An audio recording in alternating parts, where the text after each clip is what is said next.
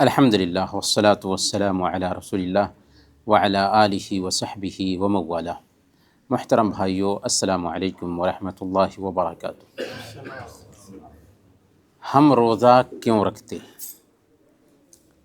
اس کا ایک مسلمان کی نظر میں دو ٹوک جواب یہ ہے کہ ہم روزہ اس لیے رکھتے ہیں کہ اللہ تعالیٰ نے روزہ رکھنے کا حکم دیا ہے۔ ہم روزہ اس لیے رکھتے ہیں کہ اللہ کے نبی صلی اللہ علیہ وسلم نے روزہ رکھنے کا حکم دیا ہے۔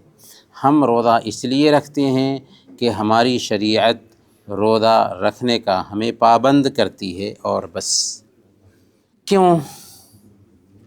اس لیے کہ ایک مسلمان کے ایمان کا تقاضا یہ ہے کہ وہ اللہ تعالیٰ کہ ہر حکم کے سامنے سرنڈر ہو جائے، ہر حکم کے سامنے وہ سر ٹیک دے۔ آپ ایک ڈاکٹر کے پاس جاتے ہیں، ڈاکٹر آپ کو دوا لکھ کر دیتا ہے اور کہتا ہے کہ یہ دوا اتنی مرتبہ اور یہ دوا اتنی مرتبہ اور یہ دوا اتنی مرتبہ کھانا ہے۔ آپ ڈاکٹر کی تشخیص کے مطابق ہی اس دوا کا استعمال کرتے ہیں، اور یہ نہیں پوچھتے ڈاکٹر سے کہ آخر یہ 2 مرتبہ کیوں، یہ 3 مرتبہ کیوں اور یہ 4 مرتبہ کیوں۔ اس لیے نہیں پوچھتے ہیں کہ آپ کو یقین ہے کہ ڈاکٹر کی جو تشخیص ہے وہ سب سے بہتر تشخیص ہے۔ تو میرے بھائیو، ذرا آپ غور کریں کہ ہمارا رب جو ہے وہ ساری کائنات کا پیدا کرنے والا ہے، ہم سب کا پیدا کرنے والا ہے۔ اس کا نام بھی الحکیم ہے، ہر چیز کا فیصلہ حکمت سے کرنے والا۔ تو کیا اس نے جو شریعت دی ہے اس میں حکمت نہیں ہوگی؟ اسی لیے علامہ اقبال کہتے ہیں، اچھا ہے دل کے ساتھ رہے پاسبان عقل، لیکن کبھی کبھی اسے تنہا بھی چھوڑ دے۔ ضرورت ہے کہ بحیثیت مسلمان کے ہم یہ نہ پوچھیں کہ اللہ نے اس کام کا حکم کیوں دیا ہے، بلکہ مسلمان ہونے کے ناطے ہماری ذمہ داری ہوتی ہے کہ ہم اس کے سامنے سر ٹیک دیں۔ لیکن اللہ کا کوئی بھی حکم حکمت سے، فائدے سے خالی نہیں ہوتا ہے۔ تو روزے کا کیا مقصد ہے، کیا فائدہ ہے؟ تو سب سے پہلے روزہ کے روحانی فائدے پہ اگر دھیان دیں تو روحانی فائدہ قرآن کریم نے ذکر کیا۔ آیات صیام میں اللہ تعالیٰ فرماتا ہے لعلکم تتقون، آیت کی شروعات میں، اور آیت کے اینڈ میں فرماتا ہے لعلہم یتقون، تاکہ تم تقوی شعار بن جاؤ، تاکہ وہ تقوی اختیار کرنے والے بن جائے۔ گویا کہ روزہ اللہ تعالیٰ نے اس لیے فرض کیا ہے تاکہ ہمارے اندر تقوی آ جائے۔ تقوی کہتے ہیں کہ اللہ کی نافرمانی سے ہم بچ جائیں۔ کیسے نافرمانی سے بچاتا ہے روزہ؟ اللہ تعالیٰ نے ہمارے اوپر حلال چیزوں کو ایک وقت سے ایک وقت تک حرام کیا، ایک وقت سے ایک وقت تک ہمیں روک دیا حلال چیزوں سے، اور ہم رک گئے حلال چیزوں سے۔ کیوں رک گئے؟ کیوں رک گئے؟ اس لیے کہ اللہ کا حکم تھا۔ تو جب اللہ کا حکم آیا تو ہم حلال کھانے اور پینے اور شہوت سے خود کو روک لیتے ہیں۔ تو اللہ کا حکم ہے کہ حرام کاموں سے اپنے آپ کو روکیں، اللہ کا حکم ہے کہ نافرمانی سے اپنے آپ کو روکے، تو ہم نہیں روک سکتے اپنے آپ کو۔ تو یہ مقصد ہے روزہ کے فرض کرنے کا، تاکہ 1 مہینہ ٹریننگ دے کر کے اللہ تعالیٰ ہم کو تیار کرے کہ ہم سارے حرام کاموں سے اپنے آپ کو بچا لیں۔ اگر یہ کام کر لیتے ہیں تو روزہ نے ہمارے اوپر اثر ڈالا، اگر یہ کام نہیں ہوتا ہے تو روزہ کا ہمارے اوپر اثر نہ ہو سکا۔ روحانی فائدہ میں ایک یہ بھی ہے کہ روزہ دراصل ہمارے اندر اللہ کی نگرانی کا احساس پیدا کرتا ہے۔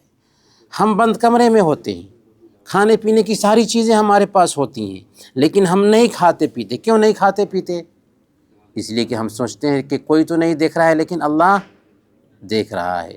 تو جب روزے کے دنوں میں یہ احساس آیا تو سال کے سارے دنوں میں یہ احساس ہونا چاہیے کہ اکیلے میں بیٹھے ہوئے ہیں، کوئی نہیں دیکھ رہا ہے، لیکن اس موبائل کے اندر بھی گندے کوئی مناظر ہم نہیں دیکھ سکتے، کوئی غلط کام نہیں کر سکتے، اس لیے کہ ہمارے دل میں یہ بات بیٹھی ہوئی ہے کہ کوئی تو نہیں دیکھ رہا ہے لیکن رب ہے جو ہماری نگرانی کر رہا ہے۔ اسی طریقے سے روحانی فائدہ اس روزے کا یہ بھی ہے کہ یہ ہمارے دل کو پاک اور صاف کرتا ہے، ہمارے من کو پاک کرتا ہے، ہمارے دل کو پاک کرتا ہے، ہمارے نفس کو پاک کرتا ہے۔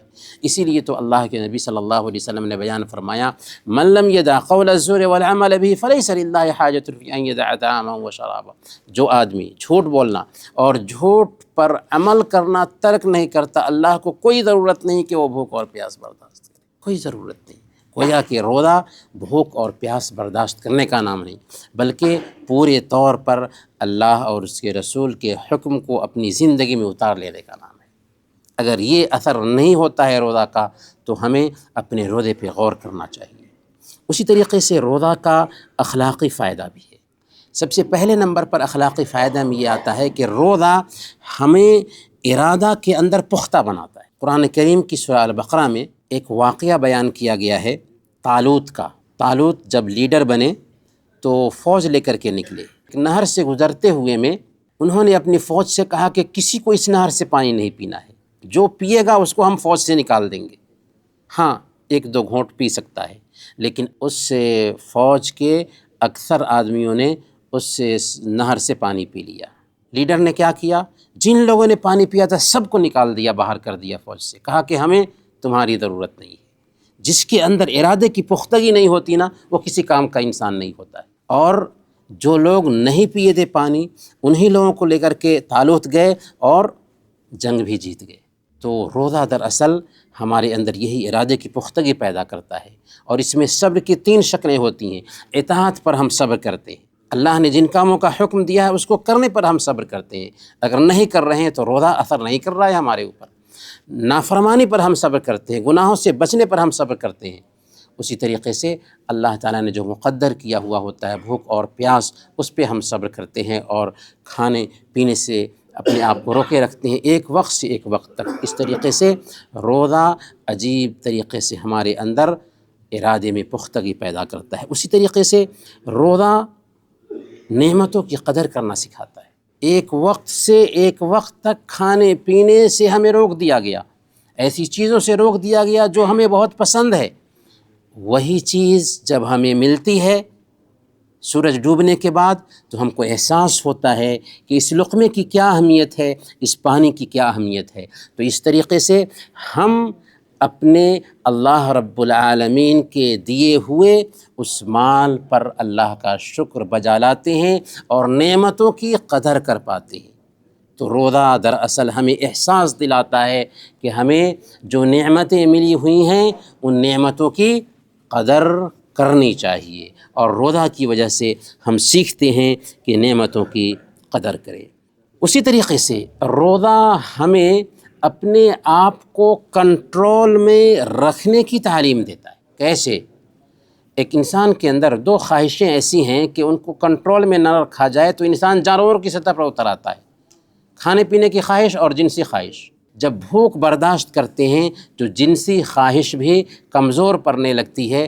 اسی لیے اللہ کے نبی صلی اللہ علیہ وسلم نے بیان فرمایا یا معاشر الشباب، اے نوجوانوں کی جماعت، تم میں سے جو کوئی شادی کی طاقت رکھتا ہو وہ شادی کر لے، اور جو شادی کی طاقت نہ رکھتا ہو اسے چاہیے کہ وہ روزہ رکھے، کیونکہ روزہ کسر شہوت کو کنٹرول میں رکھنے کا سبب بنتا ہے۔ تو روزہ ایک ایسا عمل ہے، ایک ایسی عبادت ہے کہ اس کی وجہ سے ایک انسان کی شہوت جو ہے نا وہ کنٹرول میں رہتی ہے۔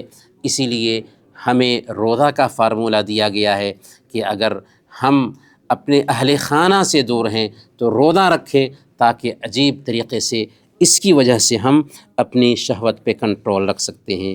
اور روزہ کا سماجی فائدہ کیا ہے کہ ایک آدمی جب روزہ رکھتا ہے اور روزہ رکھ کر کے بھوک اور پیاس برداشت کرتا ہے تو اس کو احساس ہوتا ہے کہ ہمارے سماج میں ہی کتنے لوگ ہیں جو 1 مہینہ نہیں بلکہ 12 مہینے بھوک اور پیاس برداشت کرتے ہیں۔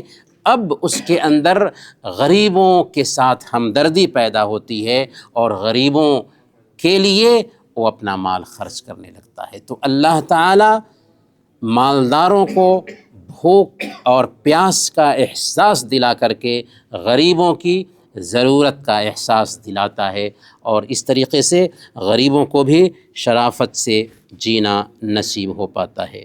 روزے کا جسمانی فائدہ کیا ہے؟ جی ہاں، روزہ ہم اپنی صحت کو ٹھیک کرنے کے لیے نہیں رکھتے۔ اگر کوئی آدمی اپنی صحت کو ٹھیک کرنے کے لیے روزہ رکھتا ہے تو اس کا روزہ نہیں، سب کچھ ہوگا لیکن اللہ اس روزے کو قبول نہیں کرتا۔ لیکن جب ہم اپنے رب کو راضی رکھنے کے لیے روزہ رکھتے ہیں تو اس کا ہماری صحت پر بھی اثر پڑتا ہے۔ جسم میں معدہ ایک ایسا نازک عضو ہے کہ اگر اس کو آرام نہ دیا جائے تو بہت ساری بیماریاں پیدا کر سکتا ہے۔ اسی لیے ضرورت ہوتی ہے کہ کھانے پینے سے روک کر کے معدہ کو ذرا آرام دیا جائے، کیونکہ مشین لگاتار چلتی رہے تو مشین خراب ہو جاتی ہے، تو معدہ کو بھی آرام دینے کی ضرورت ہوتی ہے۔ اور ڈاکٹرز کا ماننا ہے کہ روزہ وزن کی زیادتی، پیٹ میں چربی کی زیادتی، ہاضمے کی خرابی، ڈائبٹیز، چینی کی بیماری یعنی بلڈ پریشر، گردوں کا درد، جوڑوں کا درد، بانجھپن، دل کی بیماری اور ذہانت کی کمی کے لیے نہایت ہی اکثر کی حیثیت رکھتا ہے۔ آکسفورڈ یونیورسٹی کا پروفیسر ڈاکٹر مورپالڈ کہتا ہے کہ میں نے اسلامی تعلیمات کا اسٹڈی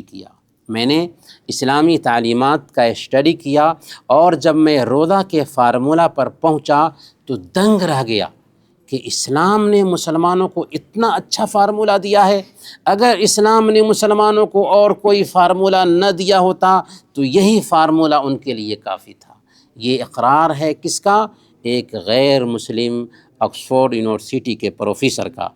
اور یاد رکھیں کہ روزہ پرسنالٹی ڈیولپمنٹ میں بھی اہم کردار ادا کرتا ہے کہ ہماری شخصیت کو بھی بناتا ہے۔ سب سے پہلے نمبر پر روزہ ہمیں نظام کا پابند بناتا ہے۔ روزہ کے لیے سحری کھانے کا جو وقت ہے اسی وقت میں سحری کھاتے ہیں، افطار کا جو وقت ہے اسی وقت میں افطار کرتے ہیں، نمازوں کے جو اوقات طے کیے گئے ہیں انہی اوقات میں ہم نماز پڑھتے ہیں۔ اس طریقے سے روزہ ہمیں وقت کا پابند بناتا ہے، اور مسلمان قوم سب سے زیادہ وقت کی پابند ہونی چاہیے، لیکن عجیب صورتحال ہے کہ ہمارے اندر سب سے زیادہ وقت کے حوالے سے بے احتیاطی پائی جاتی ہے۔ ہرتزل جو یہودیوں کا لیڈر تھا، 50 سال کے اندر اس نے پلاننگ کیا تھا یہودی ریاست بنانے کے لیے، لیکن 50 سال کے بعد نہیں بلکہ 50 سال کے اندر ہی اس نے فلسطین کی زمین پر یہودی ریاست بنانے میں کامیابی حاصل کر لی۔ تو ہمیں سب سے زیادہ وقت کی اہمیت سمجھنا چاہیے، اور روزہ دراصل ہمیں وقت کی اہمیت سکھاتا ہے۔ اور آخری نقطہ یہ ہے کہ روزہ عجیب طریقے سے ہمارے ذہن کو بھی تیز کرتا ہے۔ روزہ کا ذہنی فائدہ یہ ہے کہ ذہانت بڑھاتا ہے۔ ڈاکٹر امیہ لہود کہتی ہیں کہ طلباء پر، اسٹوڈنٹس پر روزے کا تجربہ کیا گیا، کچھ بچوں کو روزہ رکھوایا گیا اور کچھ بچوں کو کھلایا پلایا گیا، پھر دونوں بچوں کی ذہانت کا ایگزام لیا گیا تو پتہ یہ چلا کہ جو بچے روزے سے تھے ان بچوں کی ذہانت تیز پائی گئی، اور جو بچے کھا پی رہے تھے ان بچوں کے مقابلہ میں ان کی ذہانت میں کمی پائی گئی۔ تو روزہ عجیب طریقے سے ایک انسان کی ذہانت میں بھی تیزی لاتا ہے۔ یہ ہے اللہ کا دیا ہوا فارمولہ جسے ہم برتتے ہیں۔ ضرورت ہے کہ اس فارمولہ پہ صحیح طریقے سے عمل کریں اور اس کا جو فلسفہ ہے غیر مسلموں تک بھی پہنچائیں۔ ہماری ذمہ داری بنتی ہے کہ ان تک بھی اللہ کا یہ دین پہنچائیں۔ اللہ تعالیٰ سے دعا ہے کہ اللہ تعالیٰ ہم سب کو اس دین پر عمل کرنے اور اس دین کے مطابق زندگی گزارنے کی توفیق عطا فرمائیں۔ آمین و صلی اللہ علی نبینا محمد وعلی آلہ وصحبہ اجمعین۔